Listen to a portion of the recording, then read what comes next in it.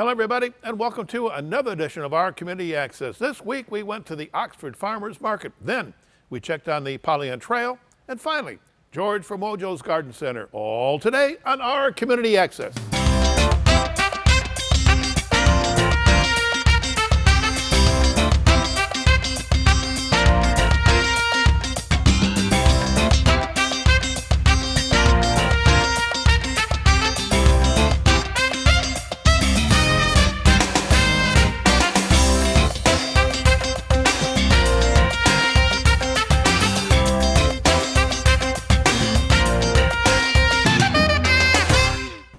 Welcome back. If you have not visited with the Oxford Farmers Market, you should.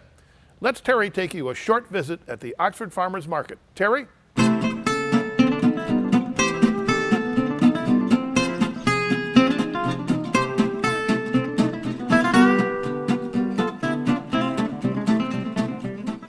Bill, it's another beautiful day downtown Oxford, and of course we cannot get too much of the farmers market. I know we've covered it already this summer, but I wanted to get an update, and I am with Kathy Whelan, and she's the best person to go to for updates. Oh, thank you, Terry. Yes, we have a wonderful selection of vendors this year. We're very excited, along with produce from Zeem's Farm. Our anchor farm is Scott Farms, right on in Seymour Lake. Oh, and they're getting the corn maze ready, so that'll be fun. But some of the produce that we can bring that adds on to what Scott Farms is doing along with the corn and the other vegetables in season, we also have like wonderful onions that are sweeter than Vidalia, or we have kale, or we have wonderful kohlrabi and leeks. Oh, they're so beautiful, and fresh potatoes. And then along with that, if someone wants to make that investment, we'll include a recipe so that they know what to do with them. I mean, even the kale chip recipe was on the chew. Well, tell me about the kale chip recipe. Chips like potato chips? Well, yeah, you put them in the oven with what is it? Not olive oil. They use everything on olive oil and seasoning, and then you keep it on a slow oven, and you end up with chips that are better than potato chips that are made out of kale. And kale is so good for you. I know that is the new miracle vegetable. Hey, Michael, come on and poop in the back of the picture here. We also carry S&S kettle corn fresh to all our people. We also carry bread from Vinetti's right over there from Vinzetti's. They bring out loaves of more fresh Italian bread made fresh in the morning. Let me see, what else do we have? Fresh pasta.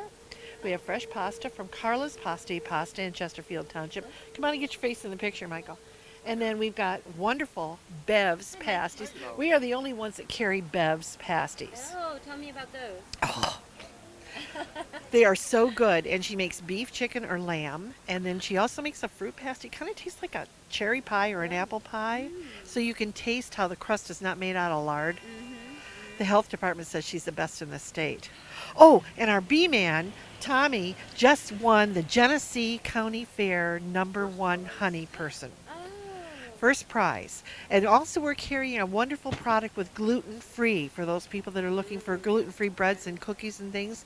We have a gluten-free lady with us today. And also we have some wonderful bath salts and soaps, and she's excellent. Heard about those. Our maple syrup is right here from beautiful downtown Oxford. Really? Oxford maple syrup and Oxford jams and jellies that we can put on the table. They're beautiful. It's a wonderful time of year. And we will be here through the middle of October with the best fresh produce we can get you. And the best fresh people, direct from the farm to you.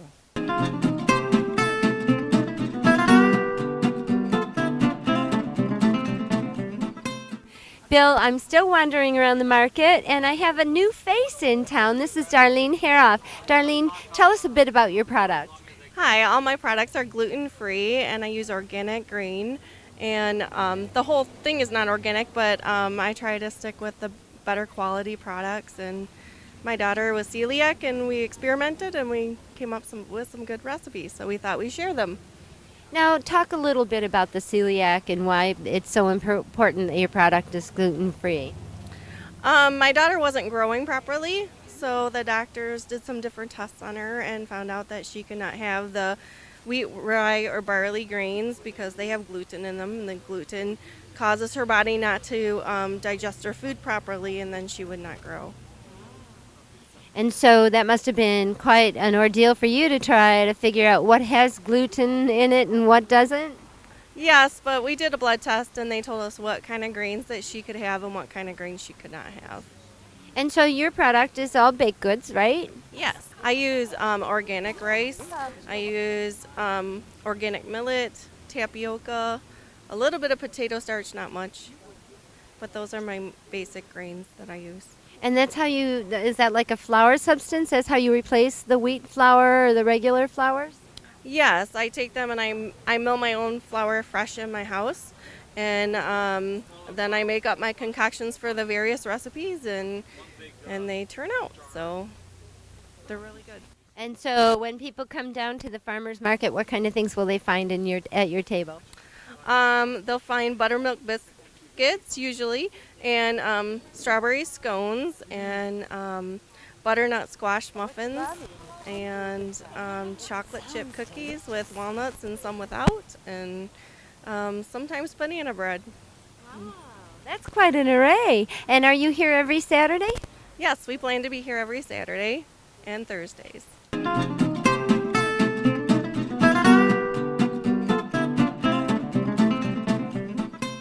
Bill, one of my favorite foods in the whole world is pasties. I know what they are because both of my parents were pasty makers. My mother was from England. So I found somebody, Bill, that I hear her pasties are the best, and the health department said they were the best, right?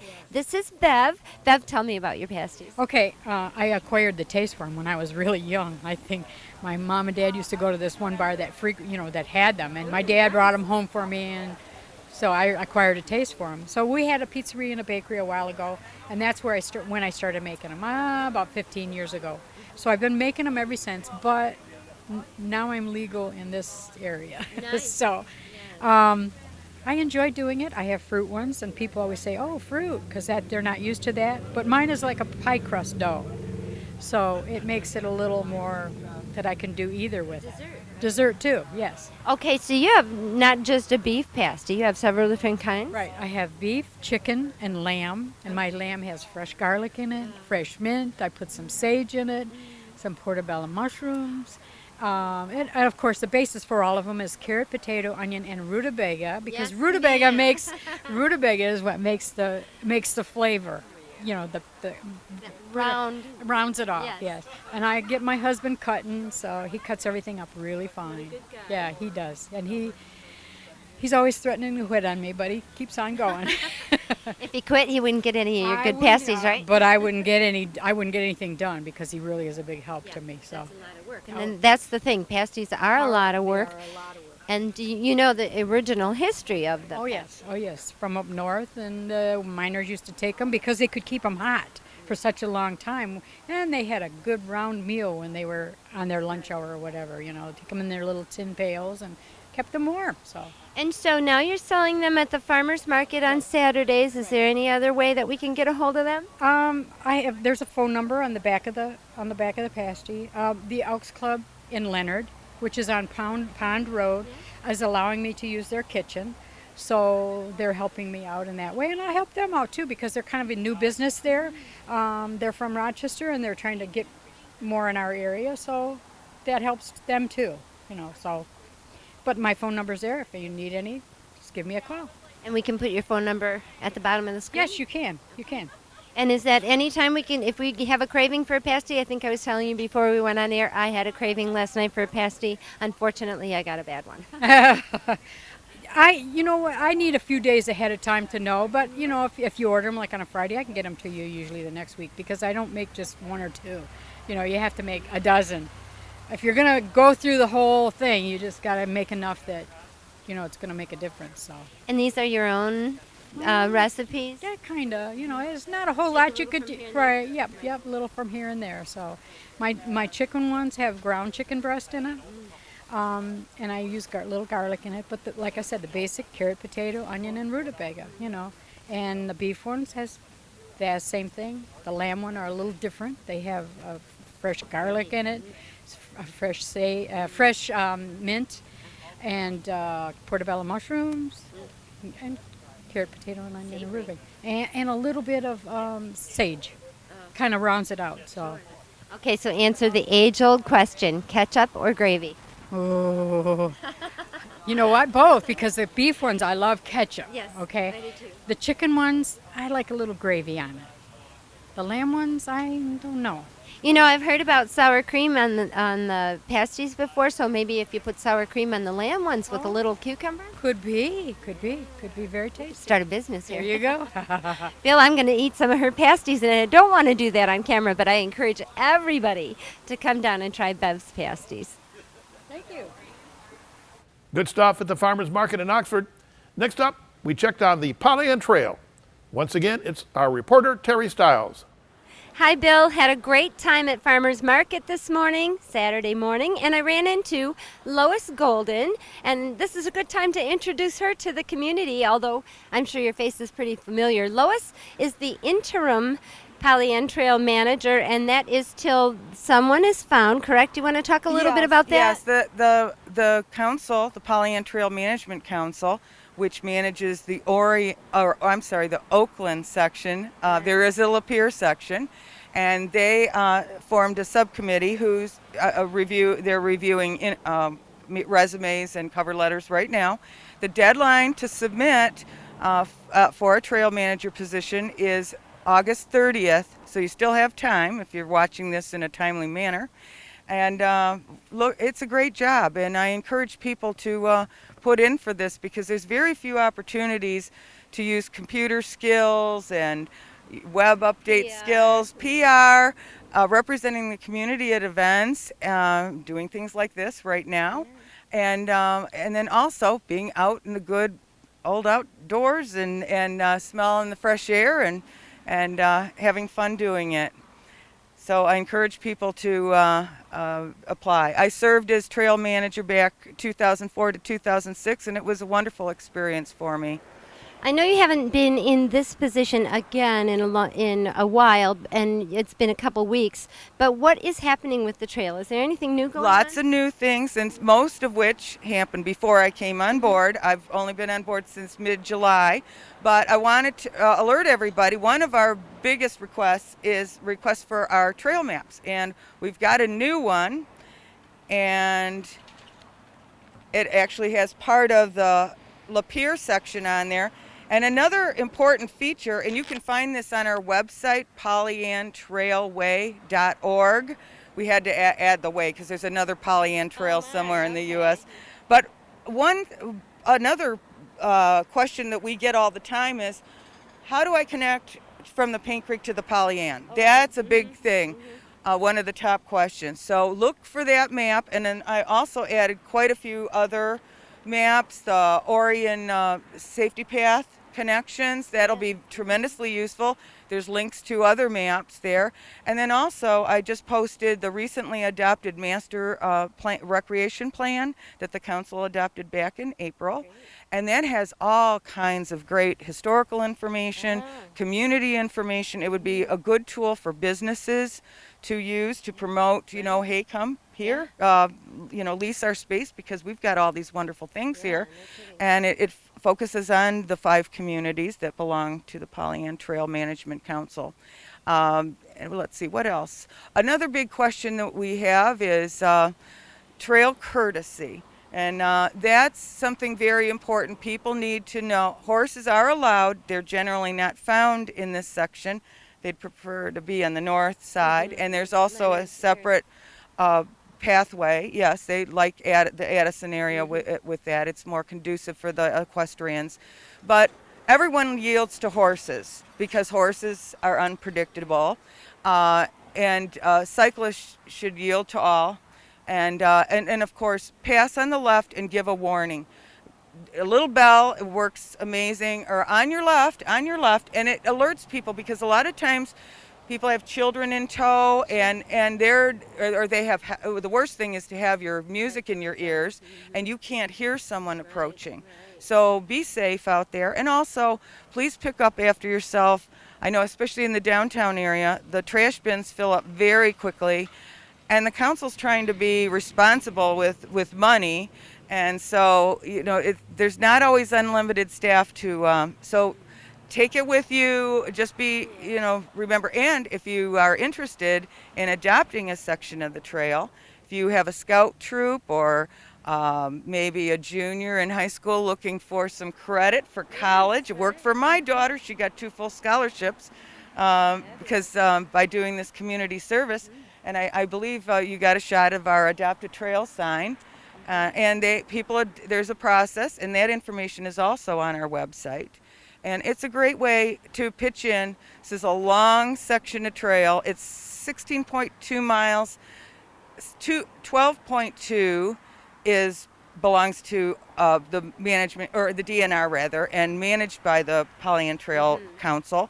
And then Orion Township owns. They purchased some, but it's connected. And then, of course, on to Lapeer. So, any other questions? Yeah, well, we're on that common sense, which, it's hard to remember. You're actually using something that is used by a lot of people when you're out on those trails. It can get pretty lonely out there, but common sense would lead us to believe that these trail crossing signs are not that difficult to maneuver. And we're at Burdick, just east of the cemetery, and as we were walking up, we saw a bit of a tangle because the cars couldn't figure out what they needed to do. The people crossing the trails couldn't. With these signs, how do we respect them? Okay, the most important thing is this is not a stop sign. This is a caution sign to the traffic. You simply push the button and the flashers start flashing. Hopefully somebody will push the button right now. And but still, the sign does say proceed with caution. Wait until, just like you would if you were driving, make sure that the oncoming traffic has noticed those flashers. Don't automatically assume and go into that intersection, because you still have to you can't trust that they know until, most drivers give you the heads up, give you a wave, and that's the way to use those. And thankfully, I believe Oxford, I think Treasurer Ferrari was instrumental in getting these and Joe Young, yes, and that it's a great feature. And I know in Rochester Hills there was a very dangerous area, and they ended up doing a stop sign because it was, or a traffic light rather. But it's still, this is a pretty good system. And it's simple to use. Just use common sense. And be safe out there. Yield to traffic. Cars are bigger, yeah. And yield to the horses too, just in case. But it's rare to see them. Well, thank you for joining us today, Lois. I know you're a busy girl, and it was kind of difficult for you to schedule this, so we've taken up enough of Lois's time. We're going to wander up and down the trail, and welcome to our community. Thank you. I'm always around. I'm never going to retire, but I'm partially retired, semi-retired. But I want to thank you, Terry, and Oxford Neighborhood or Community Television. Yeah. I'm so familiar with Lake Orion, and everybody's got different acronyms, but thank you so much to help us promote this wonderful feature. Thank you. Well, you keep us updated. I will. Bill, we're going to take a walk. Well, it's time for Wojo's Garden Center. Here's George. Good afternoon and welcome back to Wojo's Greenhouse and Garden Center here in Ortonville. I'm George, and it is one gorgeous day. Before we get started, I want to remind you that now we're into August and the bucks are rubbing their antlers on your trees. Don't forget the tree guards to help protect your trees so that the deer don't kill them as they're rubbing their antlers free. Today we're going to talk about proven winter plants. We only have a few minutes, so I'm not going to go in great detail, but we pride ourselves here at Wojo's being a garden center that has a large number of proven winter varieties. The staff in the springtime takes a certification test, and we're proud that over 20 of our sales staff have the certification set up by proven winners to be knowledgeable and informative about their product. Proven Winner is a brand of plants that is a very successful type of plant. It's been grown and studied, and for its performance, it gets the label of Proven Winner. We're excited that within the Proven Winner category, the Wojo Gem is one of the plants in the Proven Winner selection. I'm going to start over here with a few of our varieties within the Rose of Sharon or Althea, and again going through these quite quickly. Blue Chiffon, I've got blue satin, I've got white chiffon, sugar tip, chiffon lavender, a nice little one, Little Kim, that's very popular. Azure satin, this is a new variety for us and very, very popular. In the area of Wegalia, I've got Wine and Roses, Spilled Wine, and another popular variety, My Monet. Roses in the Oh So Easy series, I've got Cherry Pie, I've got a smooth one without thorns called Happy Smoothie, and a very popular tangerine color called Mango Salsa. Black Lace Elderberry, this was a variety that was plant of the year about 7 or 8 years ago. I have a Blue Muffin Viburnum that gets blue fruit on top. Show Off Forsythia, a little bit smaller in size, bright yellow flower. One of the most popular plants we have here in our garden center is the Bloomerang Lilac. Now in its second bloom, we have this both in the shrub and tree form. Pinky Winky, a hydrangea that you see both in the shrub and in the tree form. Limelight, probably the outstanding plant here this time of year. We have this in the shrub and tree form. Little Lime and Bobo.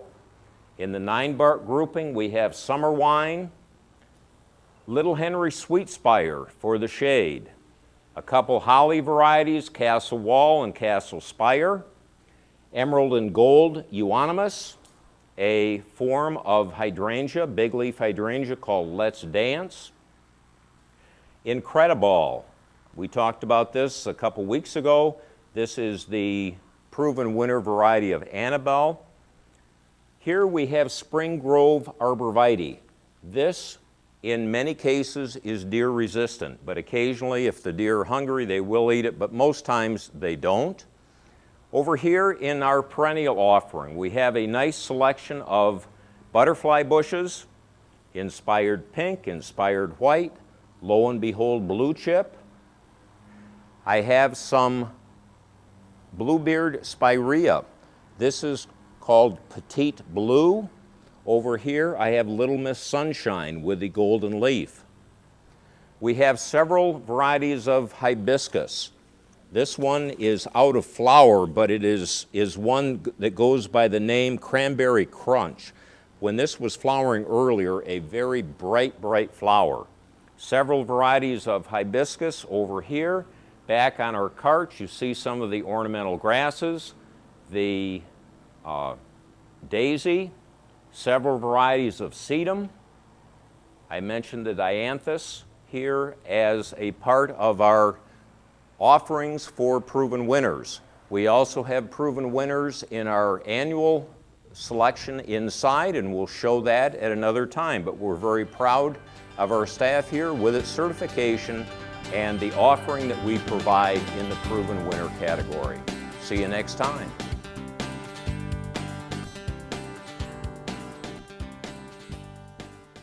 Welcome to the Toolbox. We're in Brandon today, and the customer is complaining that they get a freeze up in the freezer compartment. Everything turns to ice.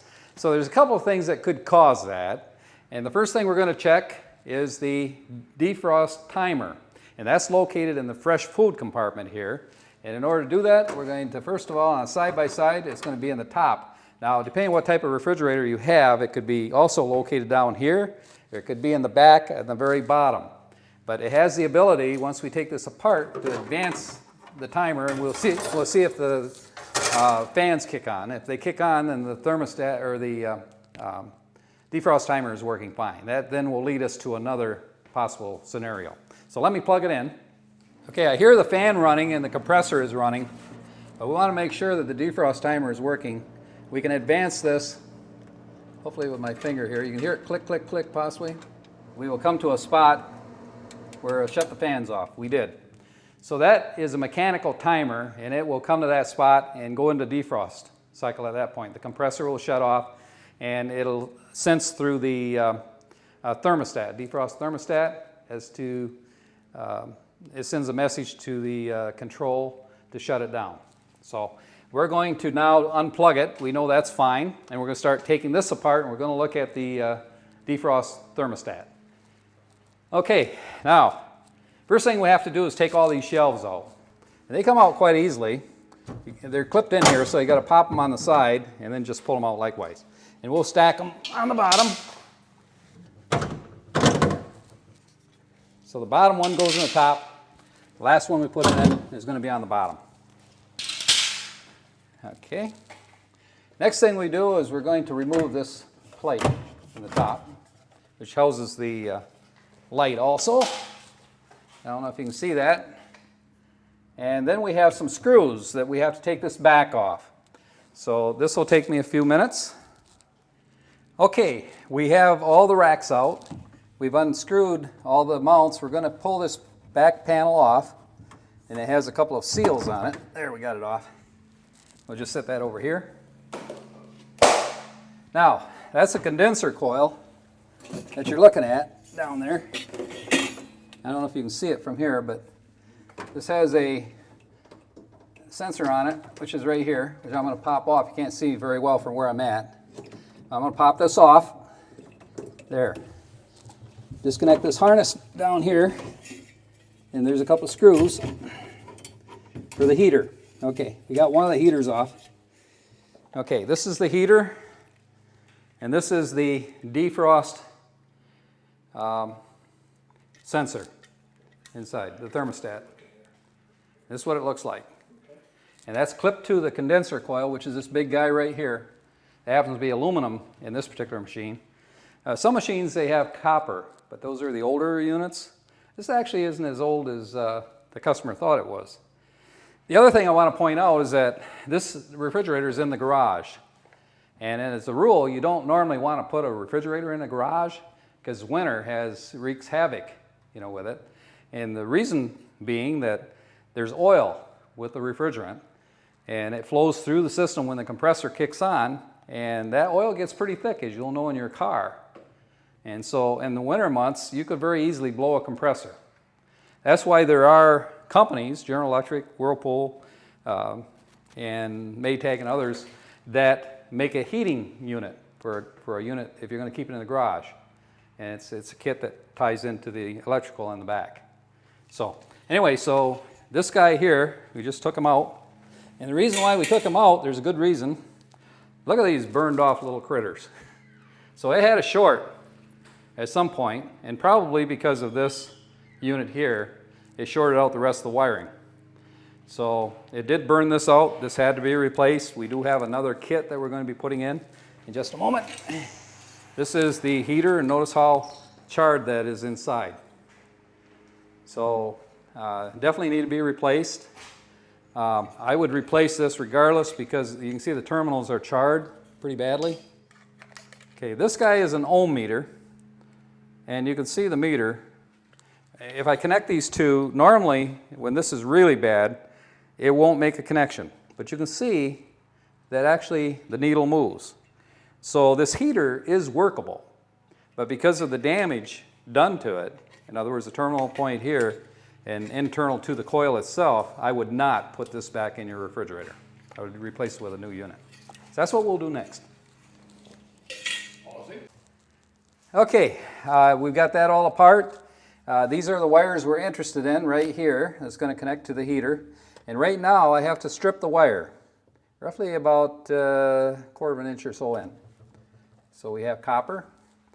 I'll give that a twist. Okay, this is the new heaters and the new defrost thermostat that we're going to put in. And this was actually purchased by the homeowner on the internet. So if you know your brand and if you know the model number, you can go out and purchase the parts too, if you know, what the problem is. This definitely is a solution. Okay, I just want to mention to our viewing public that even though the element was correct, the heating element, the mount was wrong. So I had to change the mount in order to make it work inside this particular refrigerator.